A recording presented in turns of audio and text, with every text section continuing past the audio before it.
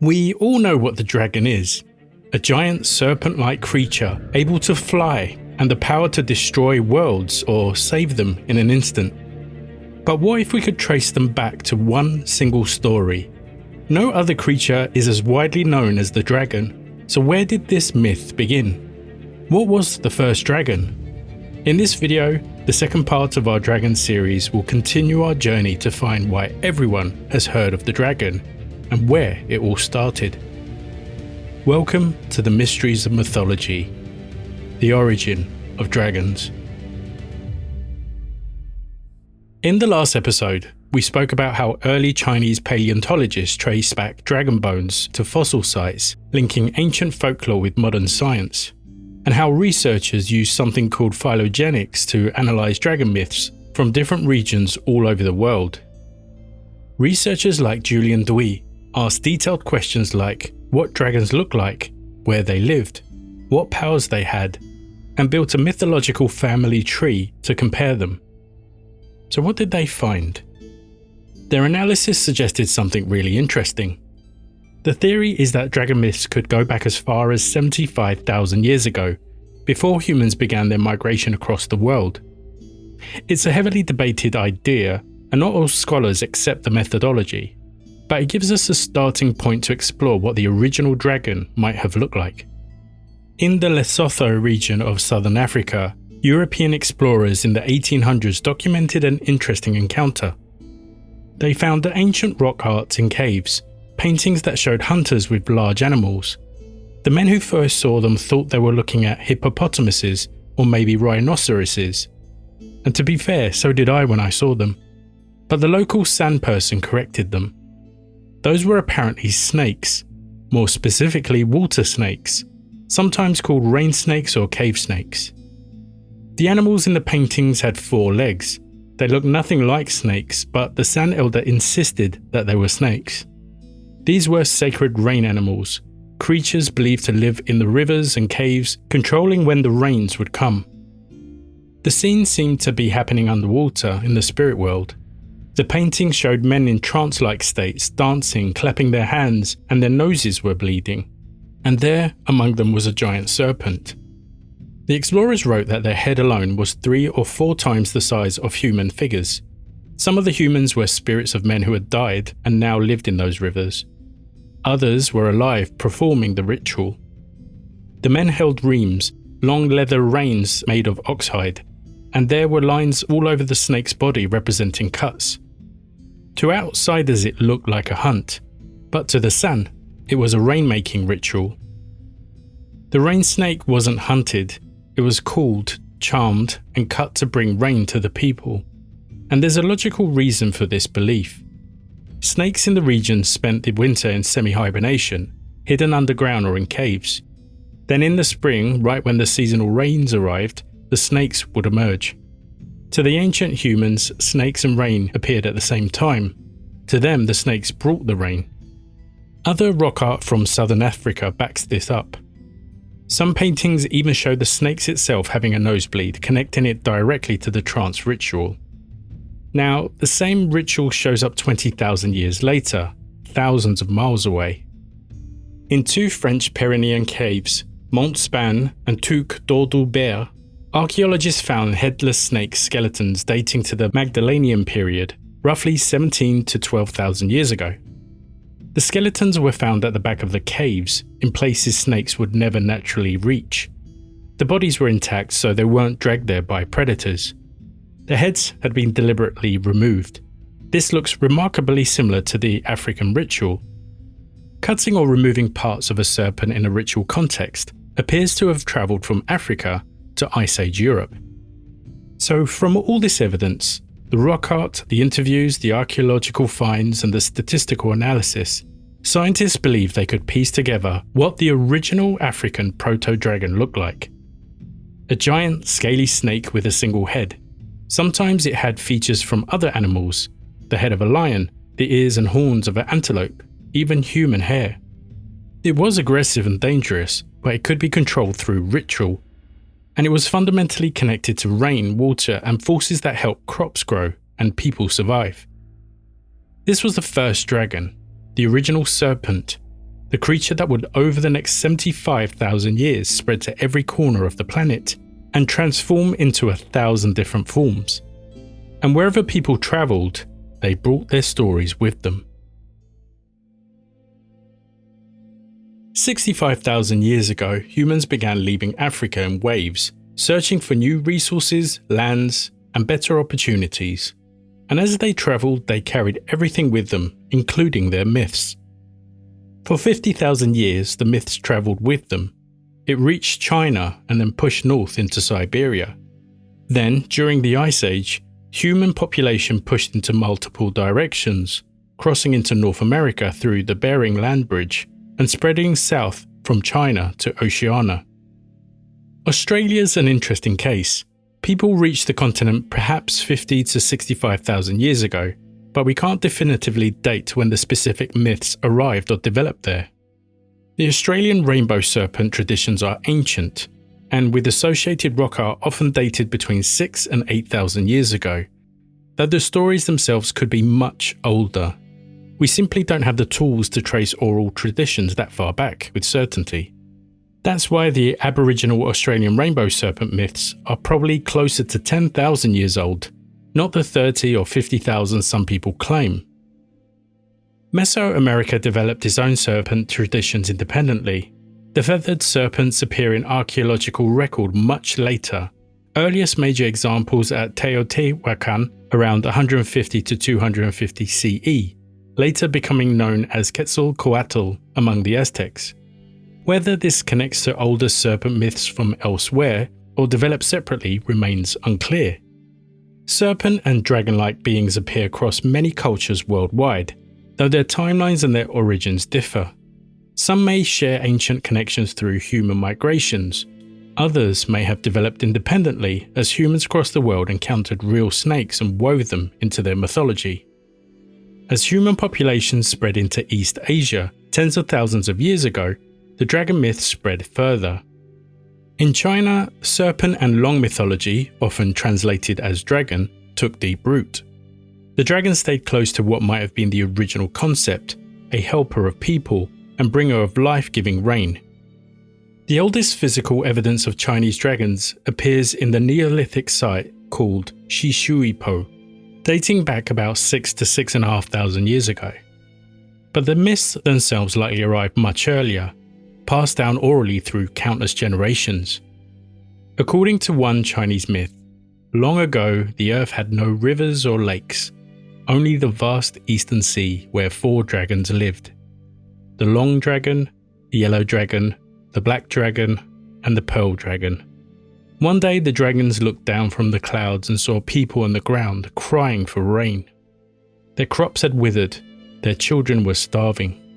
The dragons felt pity for them, but they knew they could not make the rain themselves.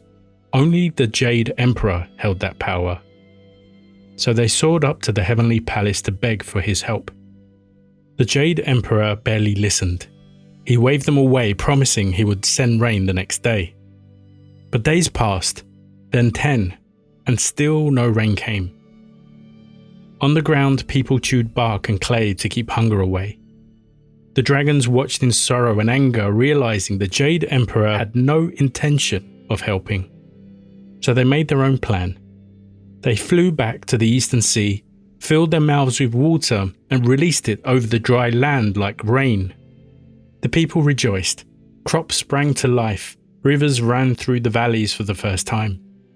When the Jade Emperor saw what they had done, he was enraged. "How dare these dragons act without my command?" he thundered. He ordered the mountain god to punish them. The mountain god hurled down 4 great mountains, one upon each dragon, trapping them beneath the earth. Yet the dragons did not regret their defiance. Even as they lay buried, they continued to release the water they had carried, letting it flow through the land as rivers. And so the 4 dragons became the 4 great rivers of China. The Heilongjiang in the north, the Huanghu in the center, the Yangtze in the south, and the Zhujiang in the far north. I struggle to pronounce those, so if anyone's from China, please let me know in the comments how I did. To this day, people say that when the rain falls gently on the land, it is the dragons breathing gently in the mountains, still keeping their promise to humanity. As the dragon myth continued spreading, moving back towards the Near East and up into Siberia around 50,000 years ago, something changed. The dragon started losing some of its features. It became more snake-like, and it shifted from being benevolent to being aggressive, the villain in myths rather than the hero. The dragon changed wherever it landed. Desert people saw it differently than river people. Mountain cultures told different stories than coastal ones. Then came one more major shift. Around 8,000 years ago, the Proto-Indo-European language culture developed, and over the next few thousand years, it spread like wildfire from Europe into India, across parts of West Asia, and even back into North Africa, especially around the Nile. The Indo-Europeans brought their own version of the dragon story, and this version had a distinctive feature: cattle stealing. In this version of the myth, the hero's job was to get the cattle back, a conflict that reflected the real-world importance of herds to the pastoral peoples. Over time, the cattle raid evolved into princess kidnapping. The exact reason for this shift aren't entirely clear, but it became one of the most enduring dragon tropes in Western mythology. The Indo-European expansion also brought the concept of Drakenkampf, the struggle against dragons. The idea that dragons represented chaos and heroes represented order, and the two must battle to the death. This version spread across most of Europe, India, and West Asia, though interestingly there were exceptions. As time went on, the European dragon changed even more. It went from a many-headed serpent to a single-headed beast, and around the 15th century, European illustrations started showing dragons with 4 legs instead of none. This is when we start seeing the classic medieval dragon we think of today. The British Isles even started distinguishing between different types. 4-legged dragons were called dragons. 2-legged dragons were called wyverns. Both showed up on battle flags, family crests, and banners. The Welsh flag still has a red dragon on it to this day. But knowing all of this, there's still an interesting question. Why did the myths split so dramatically between East and West? Why did dragons stay good in China, but become evil in Europe? To answer that, we need to look at what dragons represented. Dragons weren't just monsters. They were fundamental forces of the universe, forces that held reality together or threatened to tear it apart.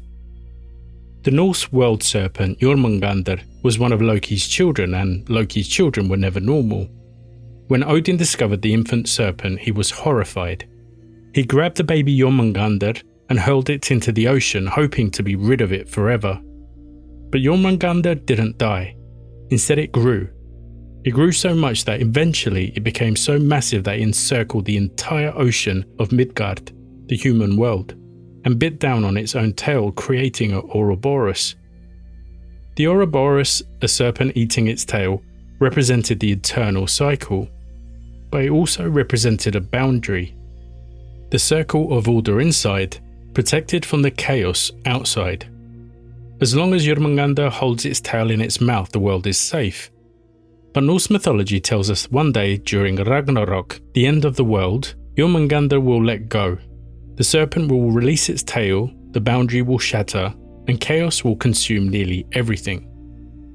After Ragnarok, a new world will be reborn from the sea, continuing the cycle. The dragon isn't just a monster, it's a guardian of the cycle itself.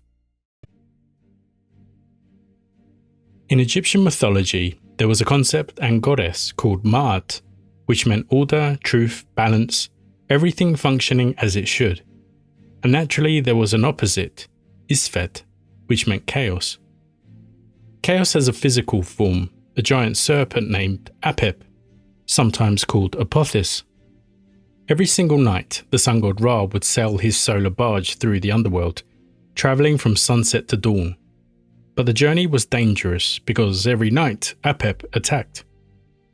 The giant serpent tried to destroy Ra's boat and plunge the world into a permanent darkness. The coffin text described Apep as an evil dragon, with a hypnotizing stare. If you remember from the previous episode, the Proto-Greek word derkestai, to see clearly, to flash, to gleam. This shows up again and again in dragon myths. Egyptian priests took this threat seriously. They performed daily rituals and sang hymns to help Ra on his journey. Some rituals were specifically designed to ward off the evil eye of Apep. Storms and eclipses were believed to be Apep's temporary victories, but in the end, Ra always emerged victorious at dawn. Ma'at, order, always triumphed. But Apep was never destroyed. He lost every night, but came back the next night, and the night after that, forever. Chaos was a permanent part of existence. You couldn't eliminate it, you could only hold it back. Norse mythology had one other famous dragon. At the base of Yggdrasil, the world tree that holds all of reality together, there's a place called Nastrond, the corpse shore, located in hell. This is where the souls of the worst criminals go, murderers, adulterers, oathbreakers, and people who don't like and comment on this video. And there, gnawing constantly at the roots of Yggdrasil, is Nithhogr. Scholars debate exactly what he's trying to do. Some think Nithhogr is trapped in the roots and trying to escape.